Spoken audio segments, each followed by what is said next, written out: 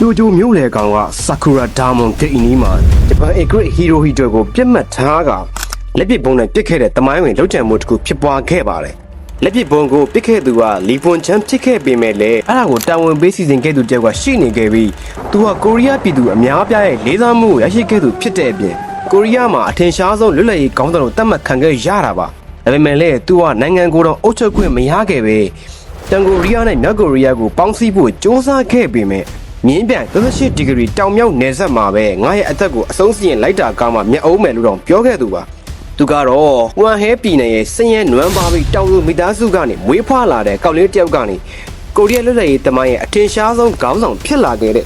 ကင်ဂူသူဟာငငယ်ကလေးကထက်မြက်လုံးနဲ့စက်ကြောတက်လူငယ်တဦးဖြစ်ပြီး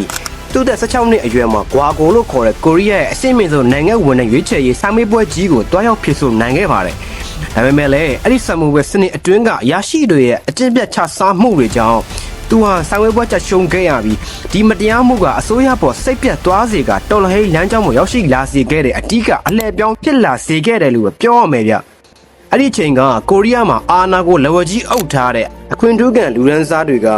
ကပြည်သူတွေကိုအနိုင်ကျင့်အုပ်ချုပ်နေတာပါဒီလိုအုပ်ချုပ်မှုတွေကြားကနေလူတိုင်းဟာတန်းတို့ညီမတန်မိုးရှိကြတယ်လို့ယူဆကိုကင်ဆွဲထားတဲ့ဒုံဟတ်ဆိုပြီးတော်လိုင်းအဖွဲ့အစည်းတစ်ခုပေါ်လာပြီး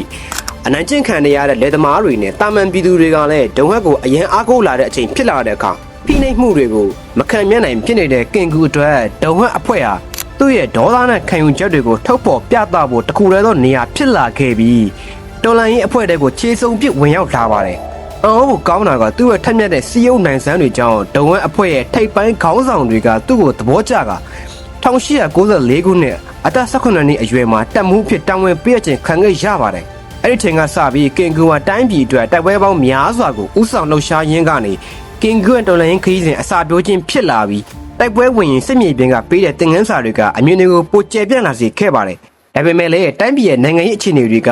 ကတနေ့တခြားပိုဆိုးလာပြီးဂျပန်တို့ရဲ့ကျူးကျော်ရေးအန်ရကလည်းနီးကပ်လာနေတာကြောင့်ဂျပန်တို့ရဲ့ရီမန်းချက်ကိုတရုတ်နဲ့ရုရှားတို့ရဲ့အကူအညီယူပြီးနိုင်ငံကိုကာကွယ်နေတဲ့မိဖုရားကောင်ကြီးမြောင်ဆောင်ဟာဂျပန်တို့ရဲ့နယ်ချဲရေးလမ်းကြောင်းအတွက်အကြီးမားဆုံးသောအတားအဆီးဖြစ်လာခဲ့ပါတယ်။ဒါကြောင့်ပဲဂျပန်တို့ဟာမိဖုရားကြီးကိုဖယ်ရှားမှသာသူတို့ရဲ့ကျူးကျော်ရေးရီမန်းချက်ပြည့်ဝမယ်လို့ယူဆက1895ခုနှစ်မှာမြောင်ဆောင်မိဖုရားကိုနန်းတော်တဲတီဝင်ရောက်ပြီးရက်ဆက်စလောက်ကျန်တပ်ဖြတ်ခဲ့တယ်။ဒီဖြစ်ဟာကိုရီးယားပြည်သူတရက်လုံးရဲ့အမျိုးသားရေးစိတ်ဓာတ်ကိုအပြင်းထန်ဆုံးနှိုးဆွပေးလိုက်တာဖြစ်ပြီးကင်ဂူကတော်လိုင်းစိတ်ဓာတ်ကိုလည်းပုံမခိုင်မာစေခဲ့တဲ့တုံးအားတစ်ခုဖြစ်ခဲ့တာကြောင့်ဒီရက်ဆက်မှုကနေစတင်လိုက်တဲ့မီးတောက်တွေဟာနောက်ဆုံးမှာတော့နိုင်ငံတနိုင်ငံလုံးလွတ်လပ်ရေးအတွက်တိုက်ပွဲဝင်မဲ့မငြိမ့်နိုင်တဲ့မီးရှံတွေဖြစ်လာခဲ့ပါတယ်ဒီလိုနဲ့ပဲဂျပန်ဟာစစ်အင်အားနဲ့နန်းတွင်းကိုအဆန့်ပြအကြက်ကင်ပြီးတဖြည်းဖြည်းဝါညိုခဲ့ရာကနေနောက်ဆုံး1910ပြည့်နှစ်မှာတော့ကိုရီးယားနိုင်ငံကိုတရားဝင်အပြီးပိုင်သိမ်းပိုက်လိုက်ပါတယ်ဒါကြောင့်တိုင်းပြည်ချုပ်ချအာဏာဆုံးရှုံးသွားတဲ့အဲ့ဒီအချိန်မှာတော့ကင်ဂူဟာဂျပန်တို့ရဲ့အုပ်ချုပ်မှုကိုလုံးဝလက်မခံပဲသူဟာနိုင်ငံရေးအခြေအနေအရပွင့်လင်းမြင်သာစွာတိုက်ပွဲဝင်လို့မရတော့တဲ့အခါမှာတော့အဖွဲ့အစည်းရဲ့တရားရင်ဆိုင်မဲ့စာတကောတော့ရက်တီပြီးလှုပ်ရှားမှုကိုစတင်ခဲ့ကဂျပန်တို့ရဲ့နယ်ချဲအုပ်ချုပ်ရေးရုံးများရဲစခန်းနဲ့စီးပွားရေးအဆောက်အအုံတွေကိုပြစ်မှတ်ထားတိုက်ခိုက်မှုတွေကိုစတိုက်လုပ်ခဲ့ပြီး1917ခုနှစ်မှာတော့ဂျပန်ရရှိတရက်ကိုလှုပ်ကြံဖို့ကြံစီခဲ့ပေမဲ့မအောင်မြင်ပဲဖမ်းဆီးခံလိုက်ရကထောင်ချခဲ့ပါတယ်ဒါပေမဲ့အဲ့ဒီချိန်မှာဂျပန်တွေကသူ့ကိုရုပ်ပိုင်းနဲ့စိတ်ပိုင်းဆိုင်ရာပါရက်ဆက်စွာနှိပ်စက်ခဲ့ကြပေမဲ့သူနားလည်လိုက်တာကတော့ပြည်သူတန်းပေါင်းများစွာကိုစီးရုံနိုင်တဲ့ခေါင်းဆောင်တယောက်ဖြစ်လာမှသာတိုင်းပြည်ကိုအမှန်တကယ်လွတ်မြောက်အောင်လုပ်နိုင်တော့မယ်ဆိုတာကိုနားလည်သွားခဲ့တယ်ဒီလို1914ခုနှစ်19လွတ်လာပြီးချိန်မှာကင်ဂူကတကောတိုက်ပွဲကိုရပ်တန့်ပြီးသူကဝမ်ဟဲပြည်နယ်အတွင်းကရွာတွေမှာလေသမားတမကနဲ့ပညာရေးအဖွဲ့အစည်းတွေကိုဟန်ပြအကာအကွယ်ယူကလူတွေကိုတိတ်တဆိတ်စီးယုံနေခဲ့တယ်ဂျပန်တွေရဲ့မျက်စိရှေ့မှာကင်ဂူကလေသမားတွေကိုစီယုံပြီးစိုက်ပျိုးရေးလုပ်ငန်းတွေလုပ်နေတယ်လို့ထင်နေတာကြောင့်ဂျပန်တွေကလည်းသူတို့ဟာလေသမားတွေပဲစိုက်ပျိုးရေးလုပ်ပြီးအခွန်ပေးဖို့စ조사နေတာဆိုပြီးအထင်သေးကလွတ်ထားပေးလိုက်တယ်ဒါကြောင့်ဂျပန်တို့ကစိုက်ပျိုးရေးလုပ်ငန်းလို့ထင်မှတ်နေချိန်တကယ်တမ်းမှာတော့အဲ့ဒီအဖွဲ့အစည်းကကိုရီးယားလွတ်လပ်ရေးလှုပ်ရှားသူတွေကိုတနိုင်ငံလုံးအတိုင်းအတာနဲ့ချိတ်ဆက်ပေးနေတဲ့လျှို့ဝှက်သတင်းမျိုးကွန်ရက်ဗဟိုချက်ဖြစ်နေခဲ့တာပါဒီလိုနဲ့1919ခုနှစ်ဇန်နဝါရီ21ရက်နေ့မှာကိုရီးယားပြည်သူတွေရဲ့ဘရင်ကိုဂျုံနိုင်မှာဆန်ခဲ့ပြီးဂျပန်တွေကဘရင်ကိုအစိတ်ခတ်တပ်ဖြတ်လိုက်တယ်ဆိုတဲ့သတင်းကပြည်သူတွေကြားမှာမီးလောင်ရလေပင့်ဆိုလို့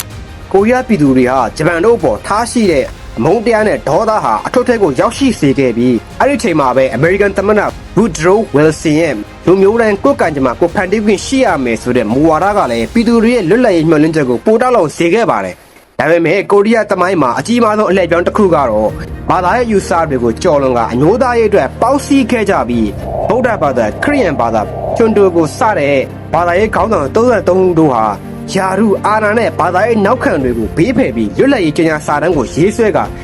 ပြည်သူတွေနဲ့အတူ1919ခုနှစ်မတ်လ1ရက်နေ့စိုးမြို့မှာမန်ဆေးဆိုတဲ့ကျွတ်တန်းနဲ့အတူအကြမ်းဖက်ပဲငင်းရတဲ့ဆန္ဒပြပွဲများကိုပြုလုပ်ခဲ့တဲ့အတွက်ဘရင်ကိုကျွန်တော်ရဲ့နိုင်ရွာဆန်မှုကဆန္ဒပြပွဲဖြစ်ပေါ်လာဖို့အတွက်စိတ်ပိုင်းဆိုင်ရာအကြောင်းရင်းဖြစ်ခဲ့ပြီးခေါင်းဆောင်33ဦးကတော့ပြည်သူတွေရဲ့ဒေါသကိုအတုံးချကနိုင်ငံရေးရည်မှန်းချက်တစ်ခုအဖြစ်အကောင့်နဲ့ပုံနိုင်ခဲ့တဲ့အတွက်မတ်လ1ရက်နေ့မှာတနိုင်ငံလုံးအတိုင်းအတာနဲ့ပြည်သူတွေဆန္ဒပြခဲ့ကြပါတယ်။ဒါပေမဲ့ဂျပန်ကရွာတွေကိုမိရှုခေါင်းဆောင်တွေကိုဖမ်းဆီးတပ်ဖြတ်ခဲ့မှုတွေကြောင့်ငင်းချမ်းတဲ့ဆန္ဒပြမှုကအရာမရောက်ပဲကိုရီးယားပြည်သူတို့အတွက်လက်နက်ကင်တော်လှန်ရေးလိုအပ်ကြောင်းကိုမျက်ဝါးတင်တင်မြင်တွေ့စေခဲ့တာကြောင့်အဲ့လှုပ်ရှားမှုကကိုရီးယားလူမျိုးတွေကိုကိုလိုနီအုပ်ချုပ်မှုလုံးဝမလိုလားကြောင်းပြသလိုက်နိုင်ခဲ့တာဖြစ်ပါတယ်။ဒီလိုနဲ့1919ခုနှစ်မတ်လ1ရက်နေ့လှုပ်ရှားမှုအပြီးမှာဂျပန်ရဲ့ဖမ်းဆီးမှုကိုရှောင်ရှားဖို့နဲ့ကိုရီးယားလွတ်လပ်ရေးအတွက်နိုင်ငံတကာရဲ့အကူအညီကိုရယူဖို့ကင်ဂူဟာတရုတ်နိုင်ငံရှန်ဟိုင်းကိုမတ်လ18ရက်နေ့မှာကိုရီးယားကနေထွက်လာခဲ့တယ်။အဲ့ဒီအချိန်ရှန်ဟိုင်းမှာအန်ချန်ဟိုကအစိုးရဖွဲ့စည်းရေးကိုအဓိကဦးဆောင်စီစဉ်ခဲ့ပြီးအီဂျုံညွန့်ကပထမဆုံးသောဥက္ကဋ္ဌအဖြစ်တာဝန်ယူက1919ခုနှစ်ဧပြီလ17ရက်နေ့မှာတော့ကိုရီးယားနိုင်ငံအစိုးရကိုတရားဝင်ကြေညာဖွဲ့စည်းခဲ့ပြီး2ရက်အကြာဧပြီလ23ရက်နေ့မှာကင်ဂူကရှန်ဟိုင်းကိုရောက်လာခဲ့ပြီးယာယီအစိုးရအဖွဲ့တွေကိုဝင်ကပြည်ထောင်စုဝန်ကြီးဖြစ်တာဝန်ယူခဲ့ပါတယ်။ဒါပေမဲ့ကင်ဂူကနိုင်ငံရေးလမ်းကြောင်းတက်လက်တွေ့လက်နက်ကင်တိုက်ပွဲကိုယုံကြည်တာကြောင့်1932ခုနှစ်မှာယာယီဆိုရဲလမ်းညွှန်မှုနဲ့ကိုရီးယားမျိုးချစ်တပ်ဖွဲ့ကိုဖွဲ့စည်းခဲ့ပါတယ်။သူ့ရဲ့ရည်ရွယ်ချက်ကဂျပန်အေဂရစ်ကိုလှုပ်ကြံပြီးကိုရီးယားရဲ့လွတ်လပ်ရေးဆန္ဒကိုကမ္ဘာကိုပြသဖို့နဲ့လွတ်လပ်ရေးအတွက်အသက်ဆုံးမဲ့သူတွေကိုရှာဖွေနေခဲ့တာပါ။ဒါပေမဲ့အဲ့ဒီချိန်မှာဂျပန်အပေါ်အညှို့တွေကြီးမားနေတဲ့လီဘွန်ချန်ရောက်လာခဲ့ပါတယ်။သူကကင်ဂူကိုကျွန်တော်သက်30ရှိပါပြီ။အသက်ရှင်ဖို့ထက်ကိုယ်နိုင်ငံအတွက်အသက်ပေးဖို့ဆုံးဖြတ်ထားပြီးပါပြီလို့ပြတ်သားစွာပြောဆိုပြီးတဲ့နောက်မှာတော့ဂျပန်ပြည်ကိုလှုပ်ကြံဖို့အတွက်လီဘွန်ချန်ရဲ့ဆုံးဖြတ်ချက်ကိုကင်ဂူကအပြည့်အဝယုံကြည်လက်ခံပြီးဟီရိုဟီတိုကိုလှုပ်ကြံဖို့တာဝန်ပေးရလိုက်ပါတယ်။ဒါကြောင့်1932ခုနှစ်ဒီဇင်ဘာ18ရက်နေ့မှာလီဘွန်ချန်ကလက်ပစ်ဘုံတွေနဲ့အတူတိုကျိုမြို့တော်ကိုထွက်လာခဲ့ပါတယ်။ဒီလိုနဲ့1932ခုနှစ်ဇန်နဝါရီလ10ရက်နေ့တိုကျိုမြို့လယ်ကောင်မှာဂျပန်အေဂရစ်ဟီရိုဟီတိုကစရေးပြအခမ်းအနားကိုတက်ရောက်ပြီးမြင့်ထားနဲ့ပြန်လည်ထွက်ခွာလာတဲ့အချိန်ဆာကူရာဒါမိုဂေနီကိုရောက်ရှိလာချိန်မှာတော့လီဘွန်ချန်ကဘုံနဲ့ပြပေါက်တက်ခိုက်ခဲ့ပါတယ်။ဘုံကဟီရိုဟီတိုစီးလာတဲ့ယထာကိုတိုက်ရိုက်မထိပဲအနီးနားမှာပောက်ကွဲသွားခဲ့တဲ့အတွက်ဟီရိုဟီတိုကတော့ဘေကင်းသွားခဲ့ပြီးမဲ့ဂျပန်အင်ပါယာရဲ့အချက်ချမြေမှာဘုံပေါက်သွားခဲ့တဲ့လောက်ရက်ဟာဂျပန်အစိုးရကအကြီးကျယ်တုံ့လုံသွားစေခဲ့တဲ့အတွက်ဒီဖြစ်ရက်ကကိုရီးယားရဲ့လွတ်လပ်ရေးတိုက်ပွဲကိုကမ္ဘာကအသိမှတ်ပြုလာစေခဲ့တဲ့အ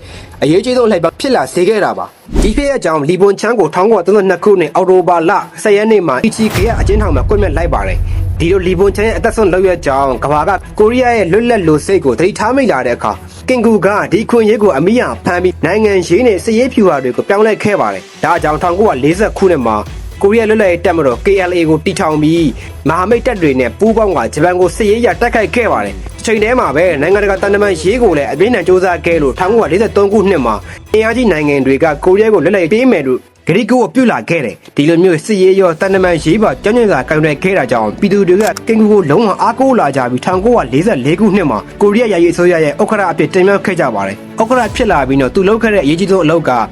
ဂျပန်နဲ့ဆက်ရှုံးလို့ထွက်သွားတဲ့အခါတိုင်းပြည်ရင်ပြက်စီးအောင်အုပ်ချုပ်ရေးစနစ်ကိုကျွတင်ပြင်ဆင်ထားဖို့ပဲဖြစ်ပါတယ်ဒီလိုနှစ်ပေါင်းများစွာကျန်းကျန်းကန်တိုက်ပွဲဝင်ခဲ့ပြီးနောက်1945ခုနှစ်ဩဂတ်စ်လ15ရက်နေ့မှာဂျပန်နိုင်ငံဆက်ရှုံးပြီးကိုရီးယားနိုင်ငံလွတ်လပ်ရေးရရှိခဲ့ပါတယ်ဒီလိုနဲ့ကင်ဂူကိုရီးယားမြေပေါ်ကိုပြန်လည်ချချတဲ့အချိန်မှာတော့ဂျပန်ကိုဆက်စနစ်ချီကျန်းကျန်းကန်တော်လှန်ခဲ့တဲ့သူ့ရဲ့ဇွဲလွန်လာကြောင်းကိုရီးယားပြည်သူအများပြားကသူ့ကိုကိုရီးယားအထင်ရှားဆုံးလွတ်လပ်ရေးခေါင်းဆောင်ကြီးပဲကြိုးဆိုခဲ့ကြပါတယ်အဲ့ဒီအချိန်မှာကင်ဂူဟာလွတ်လပ်ရေးလှုပ်ရှားမှုရဲ့ခေါင်းဆောင်တူဖြစ်တည်ရှိနေခဲ့တာပါဒါပေမဲ့လွတ်လပ်ရေးရှားပြီးတော့ကိုရီးယားကျွန်းဆွယ်ဟာစစ်ရေးခေတ်ရဲ့ပထဝီနိုင်ငံရေးတားကောင်ဖြစ်လာခဲ့ပါတယ်ဂျပန်စစ်တပ်ထွက်ခွာသွားတာနဲ့တပြိုင်နက်အမေရိကန်ကတောင်ပိုင်းကိုဝင်ရောက်ထိန်းချုပ်ပြီးဆိုဗီယက်ယူနီယံကမြောက်ပိုင်းကိုဝင်ရောက်နေရာယူကငင်းပြန်38ဒီဂရီကနေကိုရီးယားမြေပေါ်ကိုနှစ်ချမ်းခွဲပစ်လိုက်ပါတယ်ဒါကြောင့်တိုင်းပြည်နှစ်ချမ်းခွဲပြီးစိတ်မှာဖြစ်နေတာကိုကြည့်နေရမယ့်အစား38ဒီဂရီနေဆက်မြင်းပေါ်မှာပဲစတေးလိုက်ရတာကမှပိုတော်မြတ်သေးတယ်လို့ပြောခဲ့တာပါဒီလိုအင်အားကြီးနှစ်နိုင်ငံကသူတို့ရဲ့ဩဇာလွှမ်းမိုးမှုအတွက်စစ်ရေးရနိုင်မေပိုင်းခြားလိုက်တဲ့အခါစီမန်ရီကိုအမေရိကန်ကတောင်ပိုင်းမှာတင်မြှောက်ဖို့စ조사ခဲ့ပါတယ် တင်မြောက်ရခြင်းအကြောင်းရင်းကသူကအမေရိကန်မှာပညာသင်ကြားခဲ့ပူးပြီးအနောက်တိုင်းဒီမိုကရေစီဝါဒကိုကျင့်သုံးလို့ဖြစ်တဲ့အတွက်အမေရိကန်ရဲ့စီးပွားရေးနဲ့နိုင်ငံရေးအကျိုးစီးပွားတွေကိုအကာအကွယ်ပေးနိုင်မယ်လို့ယုံကြည်ခဲ့လို့ဖြစ်ပြီးမြောက်ပိုင်းမှာကင်ယီဆွန်းကိုဆိုဗီယက်ယူနီယံကရွေးချယ်တင်မြှောက်ခဲ့တာကတော့သူဟာဆိုဗီယက်စစ်တပ်မှာခြေလင်တပ်ရဲ့ရရှိအဖြစ်တာဝန်ထမ်းခဲ့ဘူးသူဖြစ်ပြီးကွန်မြူနစ်ဝါဒကိုပြက်ပြက်သားသားကင်ဆယ်ထားသူဖြစ်တာကြောင့်ဆိုဗီယက်ရဲ့ဩဇာကိုအခိုင်အမာတိစောက်ပေးနိုင်မယ်လို့ယူဆခဲ့ကြလို့ပဲဖြစ်ပါတယ်။ကင်ကူကတော့ကိုရီးယားလွတ်လပ်ရေးအတွက်အကြီးမားဆုံးအသက်ဆုံးကြိုးပမ်းခဲ့သူဖြစ်ပေမဲ့အမေရိကန်နဲ့ဆိုဗီယက်တို့ရဲ့ကမ္ဘာလုံးဆိုင်ရာအာဏာကစားကွက်တွေမှာတော့သူကနိုင်ငံရေးအရှောင်မပေးသူဖြစ်နေခဲ့ပါတယ်။စီမန်ရီနဲ့ကင်ယီဆွန်းတို့ကနိုင်ငံခြားအင်အားကြီးနိုင်ငံတွေရဲ့လူလားချက်အတိုင်းကိုပိုင်အစိုးရဖွဲ့ပြီးအာဏာရယူဖို့လက်ခံခဲ့ကြပေမယ့်ကင်ကူကတော့နိုင်ငံခြားအင်အားကြီးနိုင်ငံတွေရဲ့ဩဇာကိုဘယ်တော့မှမခံပဲကိုယ့်လူမျိုးအချင်းချင်းပေါင်းစည်းဖို့သာအခိုင်အမာရည်တည်ခဲ့ပါတယ်ဒီလိုနိုင်ငံရေးအရအရှောင်မပေးတဲ့သူ့ရဲ့ရည်တည်ချက်ကြောင့်အမေရိကန်နဲ့ဆိုဗီယက်တို့ရဲ့အကျိုးစီးပွားအတွက်သူဟာခေါင်းဆောင်တွေနဲ့မကိုက်ညီတော့ပဲရေးမပါတဲ့သူဖြစ်လာခဲ့ရတာပါကင်ကူကနိုင်ငံရေးဝါဒတွေကြောင့်တိုင်းပြည်ကွဲမဲ့အရေးကိုလုံးဝလက်မခံပဲပေါင်းစည်းရေးအတွက်တစ်စိုက်မတ်မတ်ကြိုးပမ်းခဲ့ပါတယ်1948ခုနှစ်ဧပြီ19ရက်နေ့မှာသူဟာအသက်အန္တရာယ်ကြားကမြို့တော်ပြုံးရန်အထိကိုရန်သွားရောက်ကမြောက်ပိုင်းကိုဥဆောင်နေတဲ့ကင်ယီဆွန်းနဲ့တွဲဆုံပြီးနိုင်ငံပေါင်းစည်းရေးညီလာခံကိုပြုလုပ်ခဲ့ပါသေးတယ်။ဒါပေမဲ့စီမန်ရီနဲ့ကင်ယီဆွန်းတို့ရဲ့အာဏာလူပွဲတွေချားမှာကင်ကူရဲ့ပေါင်းစည်းရေးကြိုးပမ်းမှုကအရာမြောက်ခဲ့ပဲနောက်ဆုံး1948ခုနှစ်ဩဂတ်စ်လ15ရက်နေ့မှာစီမန်ရီကတောင်ဘက်ကိုကိုရီးယားသမ္မတနိုင်ငံအဖြစ်တိကျလွတ်လပ်ရေးကြေညာသလို1948စက်တင်ဘာလ9ရက်နေ့မှာကင်ဆွန်းကလည်းမြောက်ပိုင်းကိုဒီမိုကရက်တစ်ပြည်သူ့သမ္မတနိုင်ငံအဖြစ်တိကျအစိုးရဖွဲ့စည်းလိုက်တဲ့အတွက်ကင်ကူရဲ့ပေါင်းစည်းရေးဖွဲ့လင်းချက်ပြပြပြီးကိုရီးယားကျွန်းဆွယ်ဟာအပြီးတန်နှစ်ချမ်းကွဲသွားခဲ့ရပါတယ်။တိုင်းပြည်နှစ်ချမ်းကွဲသွားတာကိုရင်ကွဲမတခံစားနေရတဲ့ခေါင်းဆောင်ကြီးကင်ကူဟာနောက်ဆုံးမှာတော့ကြေကွဲစရာကံကြမ္မာနဲ့ရင်ဆိုင်ခဲ့ရပါတယ်။တိုင်းပြည်တွေကတသက်လုံးအရေးဆုံးတိုက်ပွဲဝင်ခဲ့တဲ့ကင်ကူက1949ခုနှစ်ဇွန်လ26ရက်နေ့မှာတော့ကိုရီးယားစစ်ဗိုလ်တူရဲ့လုပ်ကြံတပ်ဖြတ်ခြင်းကိုခံလိုက်ရပြီးကွယ်လွန်သွားခဲ့ပါတယ်။သူကွယ်လွန်ပြီး1950ဇွန်လ25ရက်နေ့မှာသွေးစွန်းတဲ့ကိုရီးယားစစ်ဗိုလ်ရဲ့အကြီးကျယ်ဖြစ်ပွားခဲ့တာပဲဖြစ်ပါတယ်။ဒါကြောင့်ကင်ကူဟာစီမန်ရီနဲ့ကင်ဆွန်းတို့လိုအာနာနိုင်ငံရေးကစားကွက်တွေကျမ်းမှာတစားကဖြစ်ခဲ့ရပြီးဘဝညီကုန်းချုပ်ခဲ့ရပေမဲ့တိုင်းပြည်အတွက်သူချမှတ်ခဲ့တဲ့ပေါင်းစည်းလမ်းစဉ်ဟာကိုရီးယားသမိုင်းမှာဘယ်တော့မှမေ့ပြောက်လို့မရတဲ့အမှန်တရားတစ်ခုအဖြစ်သမိုင်းမှတ်တမ်းကျန်ရစ်နေပါတော့တယ်။